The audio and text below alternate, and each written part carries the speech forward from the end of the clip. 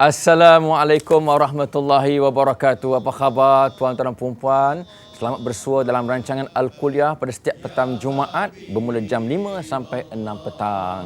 Dan pada hari ini tuan-tuan dan puan-puan, pada petang ini, petang yang berbahagia, saya tidak kesorangan. Saya ditemani oleh seorang lagi pengacara namanya Cik Mer. Nama manjanya Mer, nama panjangnya Merpati depan saya tuan-tuan dan puan-puan. Jadilah teman pengacara saya pada petang ini. Dan bila saya lihat burung ini sebenarnya asal daripada telur dan perempuan, tapi tidak pernah ibunya membuangnya, membakarnya, dan dia boleh hidup sampai sekarang, sampai saat ini. Inilah kehebatan ciptaan Allah Ta'ala yang berupa kasih sayang. Burung pun ada kasih sayang dan perempuan. Dan tabiat burung bukan untuk dipegang macam ni, tapi untuk dilepaskan kepada habitat asalnya. Dia terbang bebas di udara. Itulah habitat asalnya. Apapun tuan perempuan, bila cerita bab burung ni, tuan perempuan, dalam Quran pun disebut cerita tentang burung. Nabi Allah Sulaiman pun ada seekor burung yang menyampaikan maklumat kepadanya tentang cerita, tentang kisah kaum Balqis. Dan dalam kita lihat dalam Quran pun cerita tentang salah satu daripada makanan ahli syurga ialah lahmu tairin, iaitu daging burung. Ni makanan ahli syurga ni, daging burung dan perempuan. Dan dalam kitab Ibnul Qayyim disebut ni merpati dan perempuan, daging burung merpati ni sangat bagus untuk orang yang mengidap sakit lumpuh dan juga yang mengidap penyakit Parkinson, iaitu penyakit yang ketar, badan terketar ya. Itu bagus kalau makan daging burung. Dan kalau orang perempuan yang baru lepas beranak, elok makan daging anak burung merpati sebab dia tambah darah. Dalam perempuan, dan saya sebut sikit lagi dalam perempuan, dalam kalangan orang Melayu pun burung merpati ni banyak juga perumpamaannya seperti merpati sejoli, nak kamcenya ataupun orang kata apa, rapatnya merpati sejoli itu antara dua insan, dan kadang disebut sejinak-jinak merpati. Dan di kalangan orang Melayu juga, kalau burung merpati masuk rumah perempuan, tandanya rezeki akan datang. Wallahu a'lam bishawab, itu orang Melayu sebut tuan-tuan. Tapi bukanlah itu yang saya nak bicarakan pada petang ini. Saya nak bicarakan perempuan tentang sebuah hadis Nabi SAW yang dikaitkan burung dengan rezeki.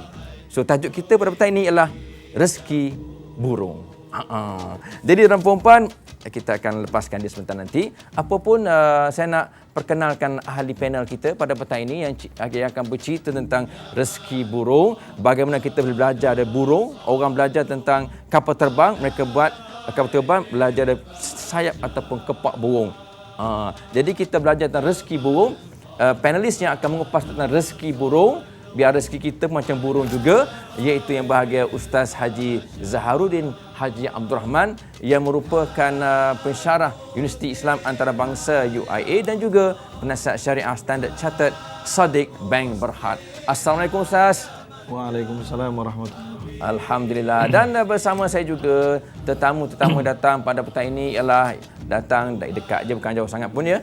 Pesaka, iaitu Persatuan Anak-anak Melaka Wilayah Persekutuan Kuala Lumpur dan Selangor Darul Ihsan. Asalnya orang Melaka tapi menetap di Kuala Lumpur dan juga Selangor. Namanya Persaka. Assalamualaikum semua. Alhamdulillah. Jadi tuan-tuan perempuan, sebelum kita teruskan soalan, saya nak beritahulah terima kasih kepada penyumbang-penyumbang kita, tak lain tak bukan, iaitu Pustaka Salam yang sudi untuk menaja kitab Fiqh Mazhab Imam Syafi'i sebanyak 8 jilid bagi anda yang menghantar SMS ataupun email terbaik yang mengandungi soalan yang berkaitan dengan topik kita rezeki burung. Jadi mudah-mudahan anda menjadi orang yang menyoal ataupun hantar email yang terbaik. Mudah-mudahan dapatlah buku tersebut. Dan juga kepada produk di hatiku yang ada bermacam-macam produk orang kata apa, baik untuk badan kita lah, kesegaran, orang kata awet muda sebagainya. Ada kopi, ada jus. Jadi tuan-tuan boleh dapatlah orang kata apa, produk ini di mana-mana yang ada produk ini. Terima kasih produk di hatiku, dan juga terima kasih kepada majalah Anis dan juga asuh oleh Galeri Ilmu Sdn Berhad. Kalau di hadapan saya ini anda boleh lihat yang terbaru Januari 2010. Ini yang Anis yang terbaru. Terima kasih kepada Galeri Ilmu, dan juga majalah asuh pun ada juga di sini daripada Galeri Ilmu Sdn Berhad. Dan juga terima kasih kepada produk kesihatan Aifa Health Sdn Berhad yang orang kata apa, bawa produk-produk yang berkaitan dengan penawar ataupun pencegah diabetes, iaitu penyakit kencing manis yang merupakan salah satu penyakit yang boleh membawa maut di negara kita Malaysia. Okey, tuan-tuan puan-puan, tanpa buang masa, apa kata kalau kita teruskan Al-Kuliah. Tapi sebelum itu, barangkali anda pun nak tahu juga macam mana nak hantar SMS ataupun soalan melalui email. Yang pertama ialah type ALK. ALK huruf besar, jarak, kemudian soalan anda, kemudian hantarkan ke 32728. Sekali lagi saya ulang ya. Type ALK, kemudian jarak, kemudian tuliskan soalan anda, hantarkan ke 32728. Dan bagi mereka yang baru nak jadi sahabat Al-Kuliah, untuk pendaftaran, type ALK, jarak, lepas tu daftar, DAFTAR, daftar. Kemudian jarak, nombor kad pengenalan ataupun IC anda, hantarkan ke nombor yang sama, 32728. Terima kasih kepada semua yang terlibat. Jadi kita teruskan pada soalan kita yang pertama. Ustaz Haji Zaharuddin, cerita tentang burung, Ustaz, rezeki burung. Memang diceritakan dalam satu hadis, mafhumnya seandainya kamu bertawakal kepada Allah SWT dengan sebenar-benar tawakal, pasti kamu akan diberi rezeki sebagaimana burung diberi rezeki. Mereka berangkat dalam keadaan lapar, keluar dari sarang waktu pagi, balik sarang tu perut mereka penuh, kenyang dengan makanan. Itu kata Nabi SAW. Boleh tak Ustaz jelaskan kaitan antara rezeki manusia dengan rezeki burung? Silakan Ustaz. Bismillahirrahmanirrahim. Assalamualaikum warahmatullahi wabarakatuh. Terima kasih kepada Al-Fadhil Ustaz Fauzi. Jadi persoalan berkenaan dengan, sebelum itu saya minta maaf terlebih dahulu kerana suara saya tidak begitu berada dalam keadaan yang sihat, ya. Tapi saya harapkan ia masih dapat dipahami dengan baik oleh para pendengar dan para penonton setia rancangan Al-Kuliah di TV3. Jadi Nabi SAW memang ada menyebutkan bahawa lau annakum tawakkaltum ala Allah, sekiranya kamu wahai manusia bertawakal kepada Allah haqqa tawakkuli, dalam keadaan tawakal yang sebenar-benarnya, ya, maka la ruziqtum kama yurzaqut tayr, maka akan diberikan rezeki kepada kamu sebagaimana burung diberikan rezeki oleh Allah Subhanahu wa taala. Taghdu himasa taruhu bitana, yang mana ia pergi pada pagi hari dalam keadaan lapar, perutnya kosong, dan balik apabila petang dalam keadaan perutnya penuh dan kenyang. Ya, hadis tersebut diriwayatkan oleh Imam At-Tirmizi, yang merupakan sebuah hadis yang hasan dan sahih yang boleh diterima untuk kita mengambil pengajaran dalam kehidupan seharian kita. Lalu apa kaitan sebenarnya sekarang ini burung ini yang keluar pada waktu pagi dan kemudian dengan manusia yang keluar pada waktu pagi, dan apa kaitannya dengan tawakal kepada Allah Subhanahu wa taala? Jadi di sini perlu kita ingat yang pertama sekali bahawa semua makhluk yang Allah Subhanahu wa taala ciptakan di atas muka bumi ini, ya, makhluk yang memerlukan kepada makanan khususnya, sama ada manusia, binatang-binatang ternak, burung-burung yang berterbangan, ikan-ikan yang di lautan, semuanya Allah telah menjamin dan menentukan rezeki mereka. Sebagaimana juga disebutkan dalam sebuah ayat Allah Subhanahu wa taala, yang mana Allah kata wa ma min dabatin fil ardi illa 'ala Allahi rizquha wa ya'lamu mustaqarraha wa mustawda'aha kullun fi kitabim mubin, dalam surah Hud. Dan tidak ada satu pun binatang ternak dan juga tidak ada yang melata, yang berjalan di atas muka bumi ini, kecuali Allah telah menentukan rezeki mereka. Walaupun mungkin kita nampak, macam contohnya baru-baru ni saya berada di United Kingdom, banyak kambing biri-biri di Wales tu. Kambing biri-biri di Wales ni tuan-tuan dan puan-puan, kalau makan lebih sedap daripada kambing gurun yang kita makan di negara kita ni. Dia rasa dia tak macam kambing gurun. Tapi bagaimanakah kambing-kambing ini boleh mendapat makan dan badannya bertambah baik untuk kita sembelih dan seumpamanya dalam keadaan salji, diliputi padang ragut salji penuh. Maka bila kita tanyakan kepada para pengembala daripada kalangan bangsa Wales dan seumpamanya, mereka kata kambing ni tahu salji ni tebal mana. Selagi mana salji ni tebal, dia ada sekian-sekian sentimeter, selagi mana itulah, walaupun kita tidak nampak rumput-rumput itu, tapi Allah telah menjamin dan Allah telah memberikan insting yang sesuai kepada kambing biri-biri ini. Dia tahu dia boleh pergi ke tengah-tengah padang ragut dan dia masih boleh dapat makan rumput walaupun rumput itu diseliputi oleh salji. Jadi demikian Allah ciptakan manusia pun dalam keadaan cukup. Laqad khalaqnal insana fi ahsani taqwim. Kami telah ciptakan manusia dalam bentuk dan peralatan yang paling cantik dan paling canggih. Ya, kita boleh menguasai binatang walaupun beruang lagi besar daripada kita, walaupun tenaga dia lagi kuat daripada kita, tapi Allah bagi kita akal. Yang mana dengan akal itu kita boleh menguasai dinosaur mungkin, tapi dah tak ada dinosaur. Tapi adalah kaum kerabat dinosaur seumpama ikan jerung, seumpama whale, yang mana kita masih lagi boleh mengawal mereka. Lalu ini menunjukkan kepada kita Allah SWT nak beritahu kita rezeki semua binatang-binatang ini, rezeki manusia telah ditentukan oleh Allah. Sebagaimana datang dalam sebuah hadis yang sahih riwayat Muslim, yang mana Nabi kata, apabila kamu dah berada dalam sebagai janin dalam perut ibu kamu dalam ketika 1 bulan yang pertama, maka ada prosesnya. Bulan yang kedua ada prosesnya. Bulan yang ketiga ada prosesnya. Mula-mula dimasukkan tulang, kemudian daging dan seumpamanya, sampai bulan yang keempat, ya, iaitulah pada hari yang ke-120, ya. Pada ketika itu akan ditentukan rezeki kamu, bila kamu akan mati. Kemudian akan ditentukan kamu syaqiyun am sa'id, kamu akan menjadi seorang yang baik, yang saleh, atau kamu akan menjadi orang yang celaka. Na'udzubillah min dzalik. Lalu semua itu telah ditentukan oleh Allah di Lauh Mahfuz. Tetapi Allah SWT memberikan kepada kita usaha untuk kita menentukan, yang mana Allah SWT, Nabi pernah menyebut, la yuraddul qada illa bid-du'a. Tidak akan diubah qada dan qadar Allah kecuali apabila kita memperbanyakkan doa. Dan juga selain daripada itu, sedekah dan sedekah, yang mana ianya akan menambahkan rezeki kita dan juga akan boleh mengubah qada dan qadar Allah Subhanahu Wa Taala, mengubah qadar Allah Subhanahu Wa Taala dengan izin Allah juga. Ya. Jadi itulah Ustaz Fauzi, saya kira bagaimana relation dan kaitannya rezeki manusia, rezeki burung yang begitu simple kehidupannya dijamin, manusia lagilah Allah jamin. Tapi hari ini yang kita nak pastikan sejauh mana kita yakin bahawa Allah sudah beri rezeki kepada kita saja. Okey Ustaz, saya tertarik bila Ustaz sebut hadis Nabi SAW riwayat Imam Tirmizi tadi tentang kalau kamu bertawakal dengan sebenar-benar tawakal kepada Allah. Jadi ada orang cakap kita kena ikut burung lah. Burung, tengok burung tak sekolah pun dia boleh makan, boleh hidup. Burung dia tak ada kerja tetap pun ada isteri, ada anak-anak. Jadi kita ikut burung, tawakal je lah, kata.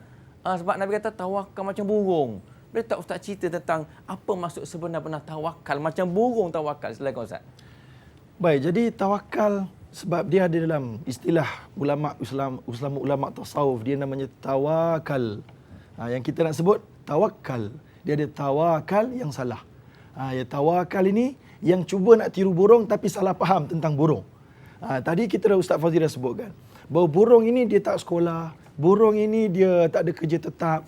Cuma kita kena melihat konteks yang Allah ciptakan bagi burung untuk dia mendapat rezeki.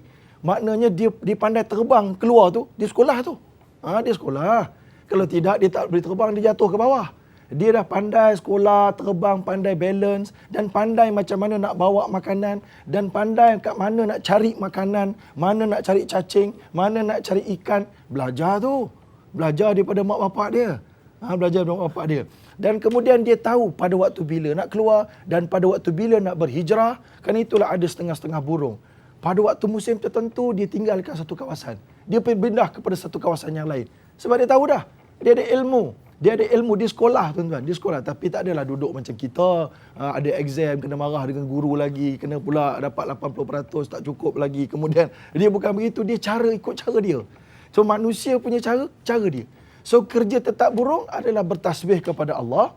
Dan kemudian, pagi-pagi mesti keluar. Jadi, tak boleh kita kata, alah, burung pun relax, tak kerja. Burung keluar terbang tu kerja tu. Kalau kita nak rezeki tidur je kat rumah, itu tak macam burung. Burung lagi terror daripada kita. Burung telah melaksanakan tanggungjawab dia. Dia sebab tu Nabi kata, tardu himasa. Dia bila lapar, dalam keadaan dia pagi, dia keluar. Dia keluar tu kerja, penat tu. Dia tak ada tunggu kat rumah aja, tunggu kat sarang dia je. Yang tunggu kat sarang, anak-anak dia. Anak-anak dia lah sebab mak bapak dia kan bertanggungjawab. Jadi itulah kaitannya kita nak beritahu haqqa tawakkuli, kena usaha. Sebab itulah pernah berlaku di zaman Nabi SAW, adalah di kalangan beberapa orang sahabat yang bila mana dia sampai ke satu kawasan masjid, dia nak masuk masjid, dia bawa unta dia. Dia kata, Rasulullah, aqilha, dia kata aqil naqati au ada'ha. Aku perlu tak ikat aku punya unta ni, atau aku tinggalkan dia, aku tawakal kepada Allah, biar sajalah Allah, israh pada Allah, pasrah, dia katakan. Maka Nabi kata aqilha wa tawakkal ala Allah. Maka maknanya Nabi kata ikat dia, lepas tu baru tawakal. Nabi nak beritahu dalam hadis yang sahih riwayat Tirmizi ini bahawa kita kena berusaha barulah tawakal. Bukan bertawakal kemudian menunggu saja dan lebih buruk bertawakal kononnya kemudian minta sedekah ke orang. Minta sedekah ke orang. Ini kita tak nak. Okey. Terima kasih Ustaz. Artinya burung ada sekolah, itu sekolah burung. Sebab tu burung ni pandai, sampai pandai dia buat anak. Pandai bertelur. Dan burung ni pekerja yang mahir tuan-tuan. Sebab tu kalau kita lihat nak buat macam sarang burung tempur memang tak boleh. Cantik sarang burung tersebut dia buat. Jadi kita tak boleh challenge burung lah. Apa pun perempuan, kita berehat seketika untuk kita cari burung. Terima kasih.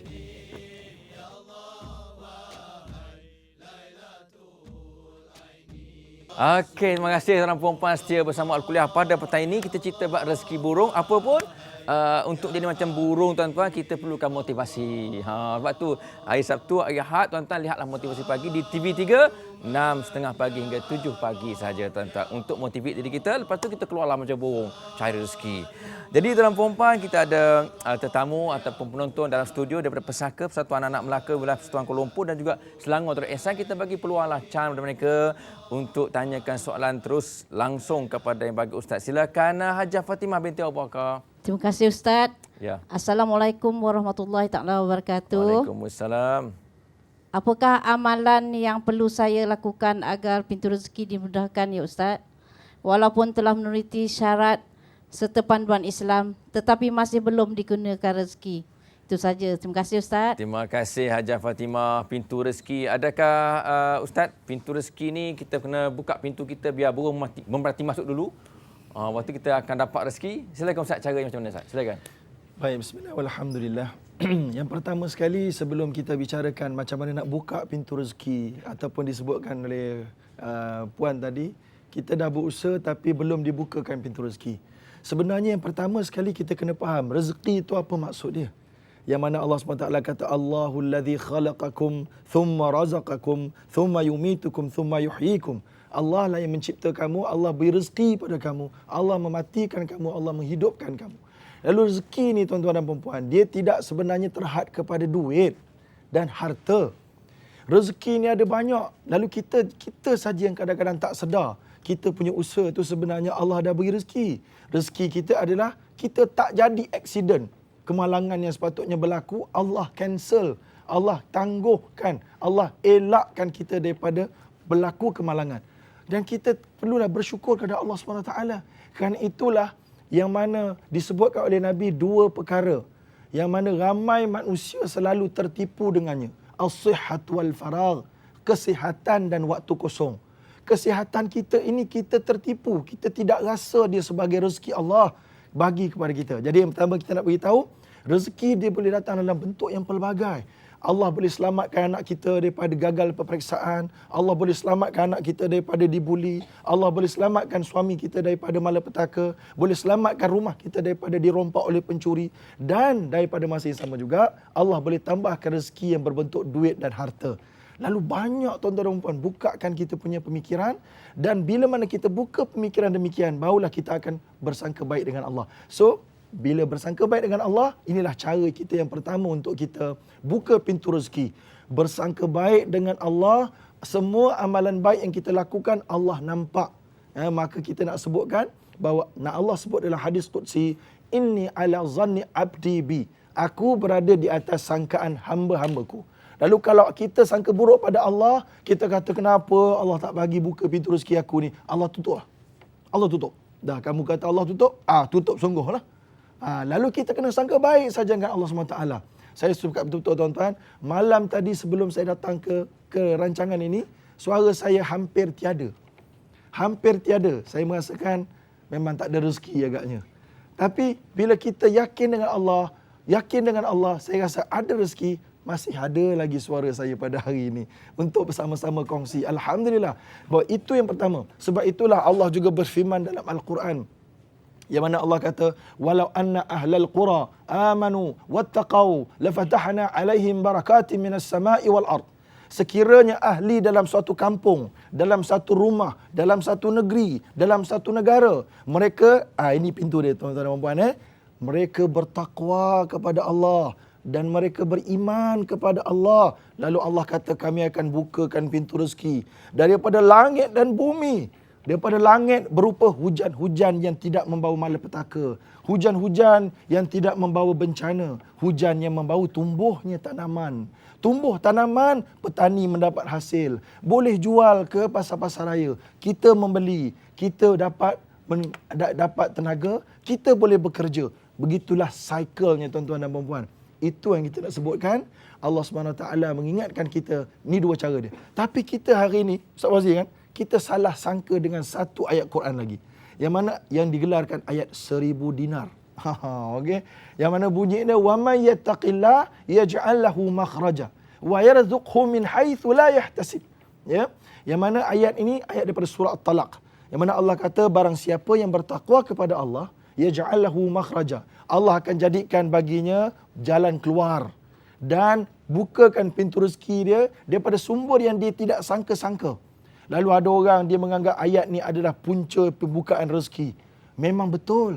Tapi jangan salah faham ayat ni tuan-tuan dan puan-puan. Allah kata jelas dalam ayat ni, siapa yang terus-menerus bertakwa dan terus-menerus beriman, orang itu yang Allah bukakan pintu rezeki. Bukan orang yang gantung ayat ni kemudian masih buat dosa, masih menipu dalam berniaga. Kedai restoran dia penuh ayat 1000 dinar. Tapi menipu dalam timbangan, menipu dalam lauk pauk dia. Maka itu tidak akan dibukakan pintu rezeki. Kalaupun dia kaya tuan-tuan, ada orang dia dapat duit daripada harta yang rasuah, harta yang riba. Dia rasa bank-bank konvensional yang riba ini lebih murah, dia kata. Maka oleh kerana itu, kita ambil, kita selamatkan duit kita. Kita rasa melabur dalam pelaburan yang riba ini boleh membawa banyak keuntungan dan rezeki. Kita pun melabur banyak-banyak. Padahal dia lupa bahawa Nabi SAW bersabda, Ar-riba wa in kana kathur tasiru ila qul. Sesungguhnya riba dan duit haram, walaupun banyak fizikalnya, dia akan membawa kepada papa dan kedana. Sila. Begitu. Kita beralih kepada penonton ke yang kedua dan studio Puan Zanom. Silakan. Okey. Bismillahirrahmanirrahim. Ustaz, saya nak tanya satu soalan. Teruskan. Apakah tanda-tanda kita dapat... Dekat sikit mikrofon. Sorry, minta maaf. Teruskan. Apakah tanda-tanda? Apakah tanda-tanda keberkatan dalam rezeki? Okey, terima kasih, masih. Rezeki berkat lah Ustaz. Silakan Ustaz. Jadi berkat ni blessing, blessed by Allah SWT ya. Jadi berkat ni dihuraikan oleh, rezeki yang berkat itu dihuraikan oleh Ibnu Hajar Al-Haytami dalam kitabnya Az-Zawajir an Iqtirafil Kabair. Dia kata berkat ini akan meringankan seseorang, individu itu, untuk melakukan amal soleh dan memberatkan diri dia daripada melakukan perkara dosa. Dia nak ponteng solat, dia rasa berdebar semacam. Dia rasa nak buat semua benda tak kena. Allah datangkan dia rasa-rasa yang boleh menyelamatkan dia. Ya, kalau dia nak pergi buat satu benda maksiat, ada saja orang yang akan menghalang. Ada mak dia telefon nak datang, ada ini datang. Allah akan sukarkan dia untuk melakukan maksiat. Itu adalah rezeki yang diberkati. Ya, ada pun rezeki yang tidak diberkati, sebaliknya. Banyak duit dia, macam tadi saya sebut, dia akan merasa kosong. Ada orang-orang yang kaya raya tapi mendapat harta daripada cara yang salah, maka dia masih merasakan kosong, masih merasakan miskin. Orang inilah yang Nabi kata, anak Adam kalau diberikan mereka satu gunung emas, labtara akhar, lalu dia akan nak yang sebiji lagi gunung emas. Tak puas-puas. Sebab apa? Sebab Nabi dah kata, ya ibna Adam, tafarragh li ibadati amla sadraka ghina. wa asudda faqrak wa illam taf'al mala'tu sadraka syughla wa lam asudda faqrak. Hadis ini diriwayatkan Ibnu Majah, hadis yang bertaraf hasan. Artinya Nabi kata, wahai anak Adam, kamu hendaklah betul-betul kosongkan minda kamu, bertawakal kepada Allah Subhanahu Wa Taala lepas kamu berusaha, maka Allah kata kami akan penuhkan diri kamu dengan rasa kekayaan. Walaupun harta kita cukup sikit saja, tapi rasa kaya. Tak ada rasa cemburu ke orang. Dan kemudian Nabi kata, aku akan tutup pintu kefakiran dalam diri kamu. Tetapi kalau kamu sibuk dengan dunia semata-mata, konon nak kaya tapi lupa halal haram, Nabi kata, aku akan tutup pintu ketenangan. Tutup pintu ketenangan. Kamu akan terlampau sibuk, tapi kamu tetap merasa fakir. Begitu. Terima kasih Ustaz. Kita tu ada yang laki-laki pula. Mewakili kaum laki-laki. Tuan Haji Munir bin Buyung. Silakan Tuan Haji, ada soalan ke? Assalamualaikum Ustaz. Waalaikumsalam. Ada satu soalan kepada Ustaz. Sila. Sindrom mengemis. Ramai orang mencari rezeki mengikut jalan pintas. Meminta dari meja ke meja. Adakah dalam Islam membolehkan kita mencari rezeki bersedekah macam itu Ustaz? Okey, terima kasih Tuan Haji. Ini satu kerjaya baru lah ni. Kerjaya baru iaitu minta sedekah menggunakan macam-macam lah caranya. Ada sindiket lagi Ustaz. Silakan Ustaz. Baik. Jadi dalam Islam memang ada orang yang Allah berikan dia kemampuan yang kurang dari sudut anggota. Ada orang yang memang dilahirkan dalam keadaan tidak mempunyai lumpuh contohnya, mempunyai anggota yang tidak mencukupi. Lalu ada orang yang dah cukup tapi aksiden lalu menjadi bermasalah dan seumpamanya. Lalu orang-orang seumpama ini yang betul-betul tidak berkemampuan dari sudut akademik, dari sudut pelajaran, dari sudut kemampuan fizikal, mereka ini dibenarkan untuk meminta bantuan. Tetapi Allah SWT dan Islam jaga maruah orang ini. Maka bagaimana cara dia? Allah mewajibkan zakat daripada orang kaya. Yang disebutkan oleh Nabi, tu'khadhu min aghniyaikum faturaddu ila fuqaraikum. Diambil daripada orang kaya, diberi ke orang miskin. Tapi sebab apa Allah suruh kita jangan minta pada orang kaya direct? Sebab Allah nak jaga, Islam nak jaga maruah orang fakir miskin. Lalu bila mana orang fakir miskin dapat daripada kerajaan, dapat daripada pusat lembaga zakat, lalu dia akan rasa tidak ada terhutang budi kepada mana-mana individu. Mana-mana individu tak boleh ambil peluang kepada dia. Lalu itu cara yang pertama. Kemudian bagi orang yang ada kemampuan, tenaga cukup, badan berketul-ketul seumpamanya, tapi nak minta sedekah juga, pemalas.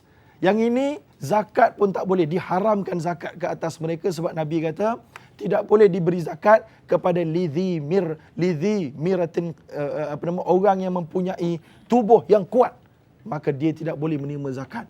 Maka sedekah pun dia tidak layak sebenarnya sebab sedekah adalah untuk orang fakir miskin, tapi dia layak untuk menerima hadiah. Orang kaya layak menerima hadiah.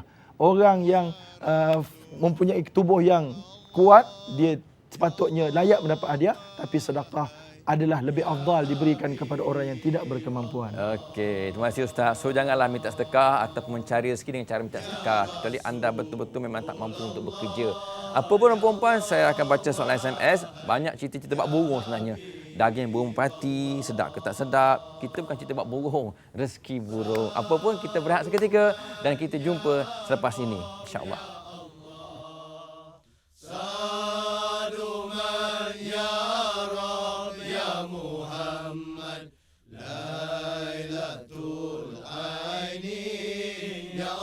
Alhamdulillah, tuan-tuan perempuan, itulah tadi kita tengok lihat sedutan sedikit sebanyak tentang sahabat Al-Kuliah yang bernama Halaqah. Tajuk yang akan dibicarakan adalah solat dari hati. So, boleh anda tonton dalam TV9 ya, di TV9 pada hari Ahad ini jam 9.30 malam. Okey, tuan-tuan perempuan, kita teruskan pada penanya yang seterusnya.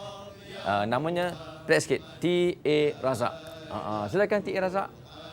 Assalamualaikum Ustaz. Waalaikumsalam. Saya sampaikan dengan pantun Ustaz. Ya. Air suam diminum habis, diteguk-teguk sambil makan. Apakah Islam membenarkan pelaris bagi tujuan melariskan perniagaan? Terima kasih Ustaz. Okey. Saya rasa Ustaz Zarudin pun kena jawab dengan pantun jugalah. Silakan Ustaz.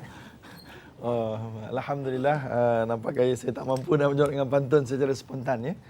Baik, jadi menggunakan pelaris dalam Islam dibenarkan, tapi bukan sebarang jenis pelaris.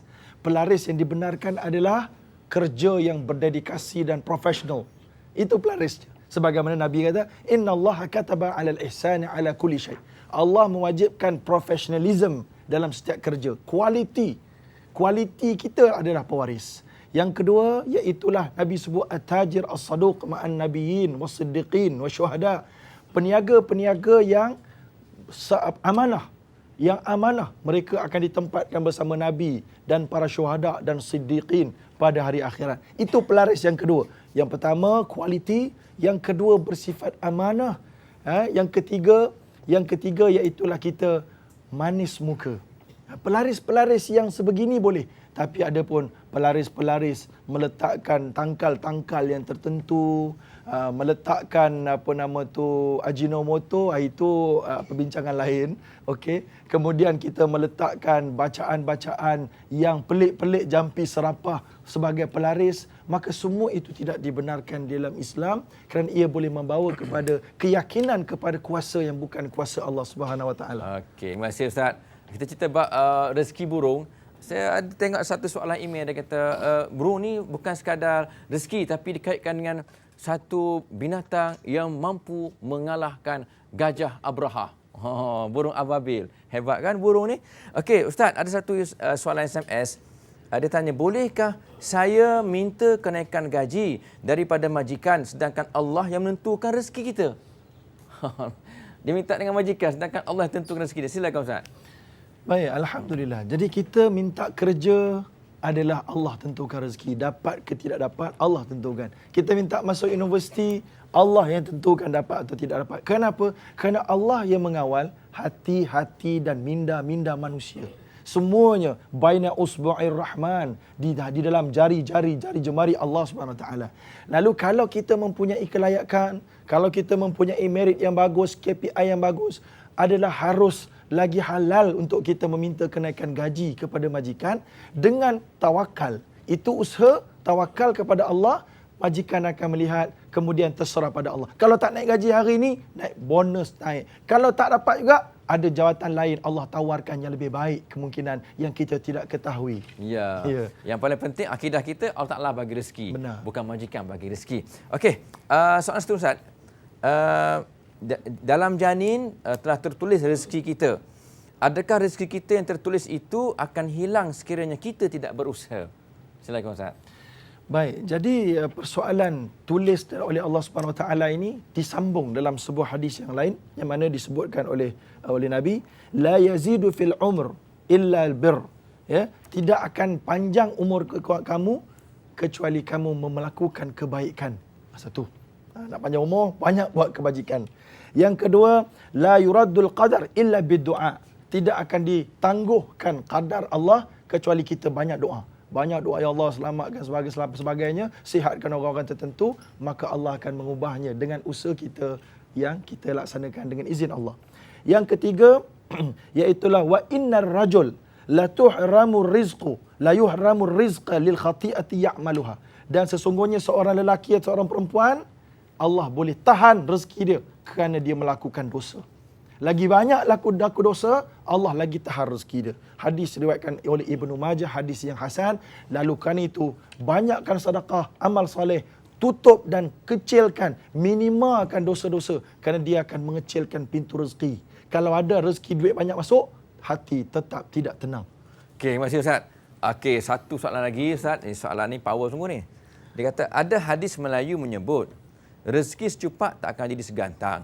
Apa pandangan Ustaz tentang hadis Melayu ini? Silakan. Baik, rezeki secupak tidak akan menjadi segantang. Saya tidak pasti asal usul hadis Melayu ini. Cuma daripada sudut Islam, Allah SWT boleh memberi rezeki di luar imajinasi dan logik, tuan-tuan dan puan-puan. Di luar imajinasi dan logik. Sebagaimana kita sebut tadi, walaupun rezeki secupak tidak akan menjadi segantang, itu yang logik. Yang logik. Contohnya, kita ada pendidikan tahap darjah 1. Kita takkan boleh menjadi seorang CEO syarikat government link company. Itu rezeki secupak, takkan jadi segantang.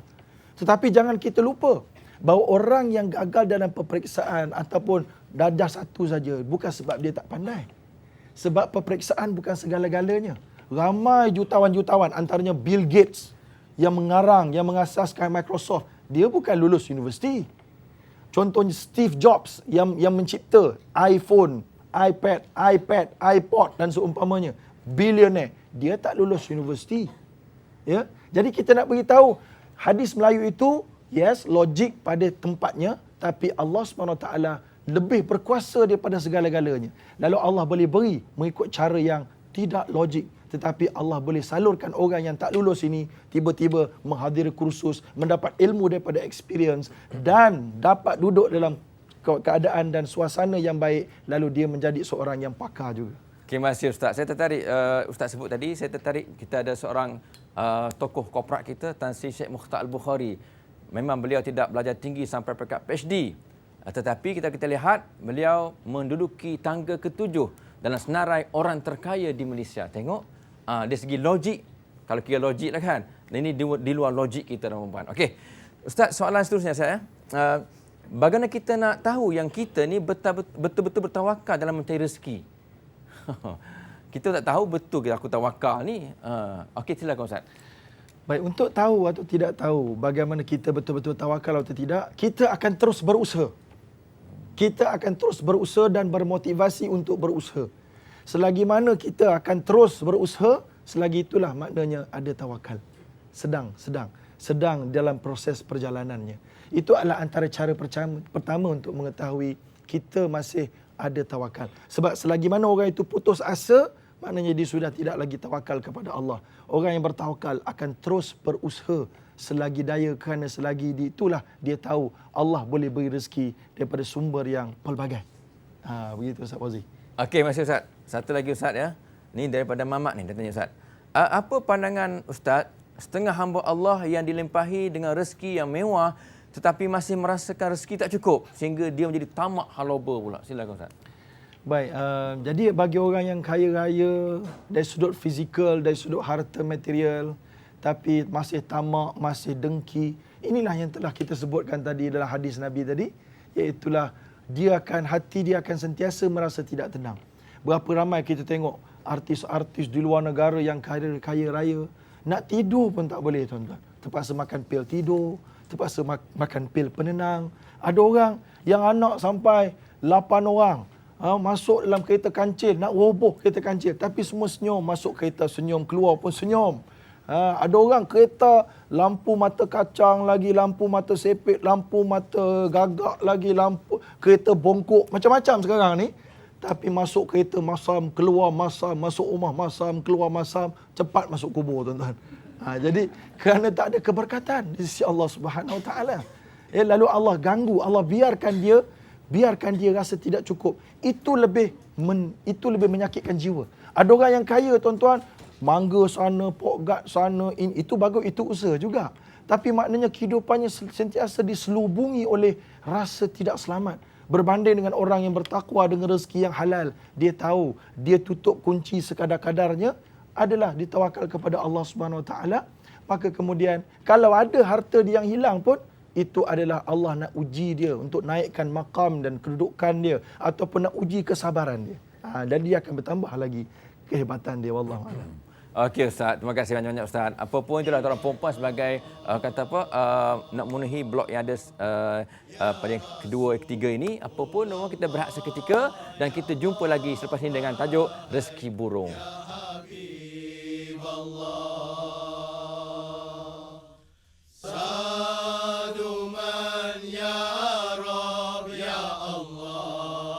Alhamdulillah, terima kasih setia dengan Rezeki Burung dalam Al-Kuliah pada petang ini. Dan kita cerita bab rezeki bukan sekadar tawakal, kena usaha, tapi biarlah halalan thayyibah. Salah satunya lah kita kena elakkan benda-benda berkaitan dengan judi ke, riba dan sebagainya.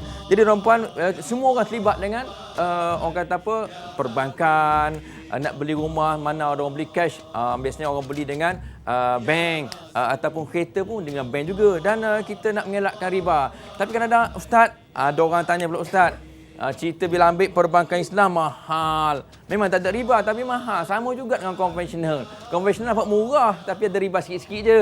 Jadi apa komen Ustaz tentang penjelasan perbankan Islam dengan konvensional supaya kita lepas dari riba yang merupakan rezeki yang tidak halal? Silakan Ustaz. Baik, Alhamdulillah. Jadi yang pertama sekali, kita sebenarnya tidak boleh untuk melakukan perbandingan di antara perbankan konvensional dengan perbankan Islam. Kerana kedua-duanya tak dapat dibandingkan. Kerana begini, yang pertama sekali, perbankan Islam biasanya, ini adalah standard biasa bank Islam ya. Kalau kita membuat pembiayaan, bukan pinjaman. Pinjaman ni dalam Islam tak boleh ambil untung. Kena pinjam 100,000, pulang 100,000. Kalau begitu, bank Islam tutup besok lah. Dan pegawai kerja pun kena berhenti kerja lah. Tapi macam mana? Wa halallahu al-bai'a wa harrama riba. Allah menghalalkan jual beli dan Allah mengharamkan riba. Ya. Lalu kalau kita buat pembiayaan 100,000 daripada bank Islam. Yang pertama kita kena tengok, biasanya orang Islam kita dia suka fikir simple. Dia tengok, dia kata bank Islam kena bayar 1,000, bank Islam kena bayar 2,000, bank bukan Islam kena bayar 1,500 sahaja. Oh, murah lagi bank bukan Islam. Bank Islam mahal. Itu kesilapan pertama orang Islam kita. Sebab apa? Sebab kita kena faham perbandingan itu tidak tepat kerana itu adalah untuk 2 tahun atau 3 tahun yang pertama sahaja.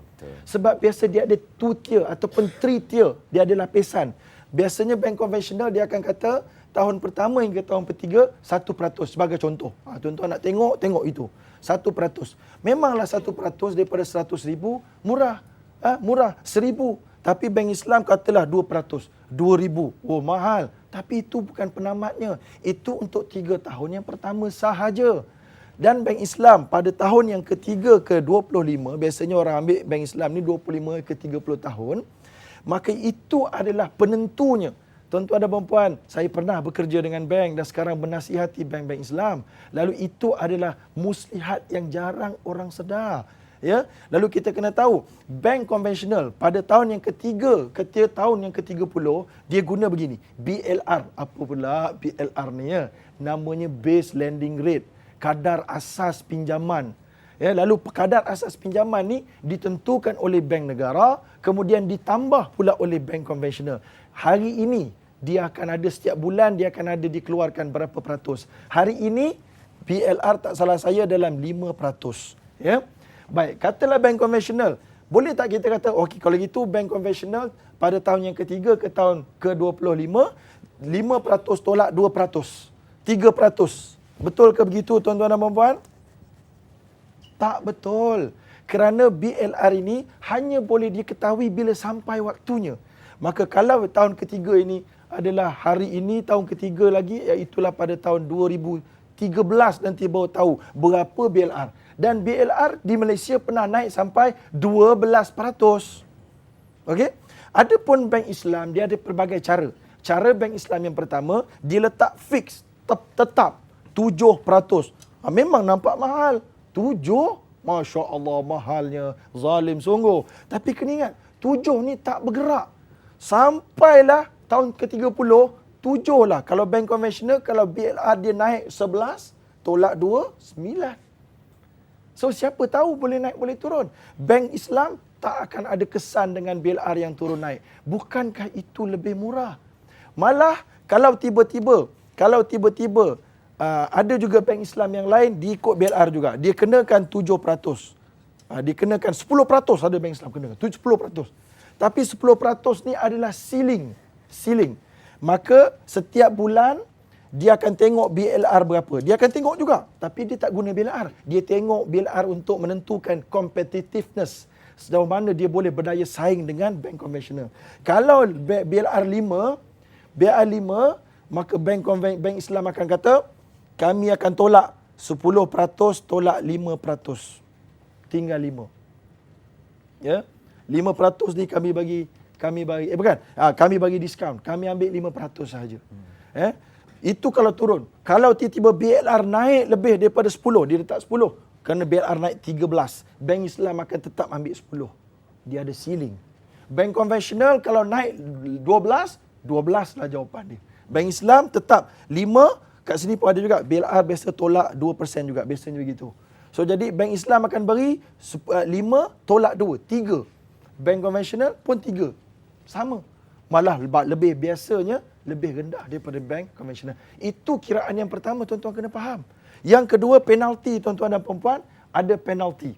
Penalti ni kalau lambat bayar. Kalau bank konvensional, kalau penalti, dia akan masuk dalam pokok tuan-tuan dan puan-puan ya. Begini, kalaulah kata tuan-tuan dah habis 3 tahun, sekarang baki tinggal 70,000 saja hutang dengan bank konvensional. Tiba-tiba tak boleh bayar sebab anak nak masuk sekolah, suami masuk hospital, nak pakai duit banyak. Lalu tuan-tuan akan didenda 3% daripada 70,000 tuan-tuan. Dapatlah satu amount X. Amount X ni akan dimasukkan. Amount X ini katalah tinggal 50,000 ulangan 50,000, maka dapatlah 1,500. 1,500 denda ni dia bukan ambil situ saja, dia akan masukkan dalam 50,000. Faham tak? Jadi bunga yang kena sekarang ni dia. Katalah ni dia, bunga dia katalah 5%, bunga dia punya interest. Sekarang ni 50,000 bukan lagi 5% daripada 50,000, tapi 51,500. Bila pokok dia naik, interest naik, lagi lewat bayar, pokok lagi tinggi, bunga lagi tinggi. Bank Islam tak ada macam ini tuan-tuan, haram ini. Ini namanya compounding. Bank Islam 1% daripada apa yang tertunggak pada bulan itu. Kalau bulan tu kena bayar 1,000, 1% daripada 1,000 saja.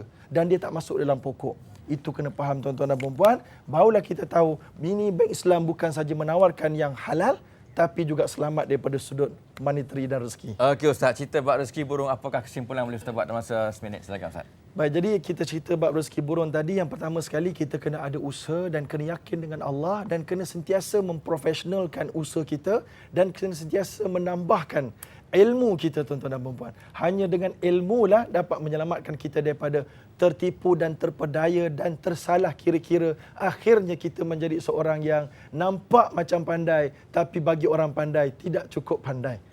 Begitu. Okey, terima kasih. Itulah seorang perempuan yang bahagia Ustaz Haji Zahrudin yang menampilkan kita tentang tajuk rezeki burung. Itulah yang kita nak ikut dan kita nak belajar dalam perempuan yang halal tu utamanya. Apa pun perempuan, terima kasih kepada penonton dan persaka pada petang ini dan juga kepada yang menonton di luar sana, di rumah ataupun di mana saja. InsyaAllah kita jumpa pada minggu hadapan dengan tajuk salawat di Stadium Bukit Jalil Kuala Lumpur. Datang beramai-ramai, jangan tak datang. Jumpa lagi minggu depan. Assalamualaikum warahmatullahi wabarakatuh.